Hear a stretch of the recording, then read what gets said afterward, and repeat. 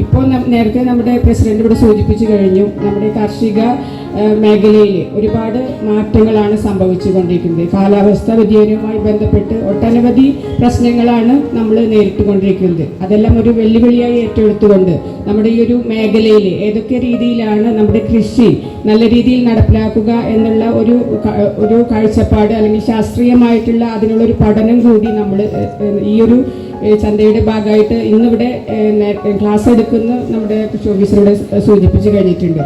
നമുക്കറിയാം, നമ്മുടെ നാടിനകത്ത് ഇത്തരത്തിലുള്ളൊരു സംസ്കാരം, ഒരു കൃഷിയെ കുറിച്ചുള്ള സംസ്കാരം പുതിയ തലമുറ മറന്നു പോകുന്ന ഒരു കാലഘട്ടമാണ്. അതിനോടനുബന്ധിച്ച് നമ്മൾ പലതരത്തിലുള്ള കാർഷിക ക്വിസ് മത്സരങ്ങൾ, അതുപോലെ തന്നെ വിദ്യാർത്ഥികളുമായിട്ട് സംവദിച്ചുകൊണ്ട് കാർഷികമായിട്ടുള്ള പലതരത്തിലുള്ള ക്ലാസ്സുകളൊക്കെ എടുത്തുകൊണ്ട് അവർക്ക് ഈ ഒരു കാർഷിക സംസ്കാരത്തെക്കുറിച്ചുള്ള ഒരു പുതിയ അറിവ് കൂടി നമ്മുടെ പുതിയ തലമുറയ്ക്ക് നമ്മൾ പകർന്നു കൊടുക്കേണ്ടതുണ്ട്.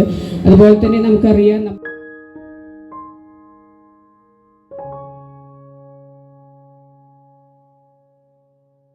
കർഷക കേരളത്തിൻ്റെ വരദാനമായ കാലവർഷവും ഞാറ്റുവേലയുമൊക്കെ നമുക്ക് സമ്മാനിച്ച കാർഷിക സംസ്കാരത്തിൻ്റെ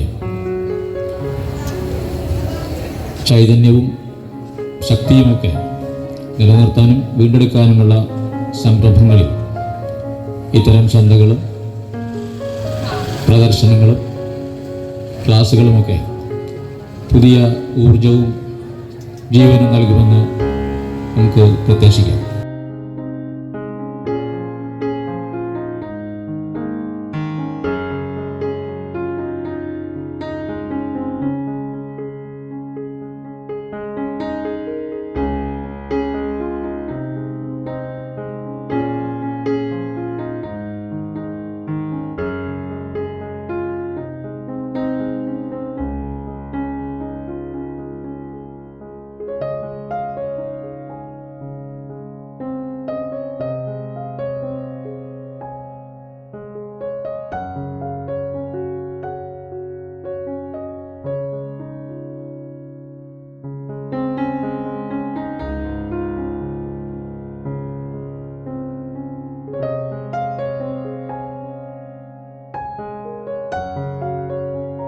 അതിനെന്തൊക്കെയാ ഉള്ളത്?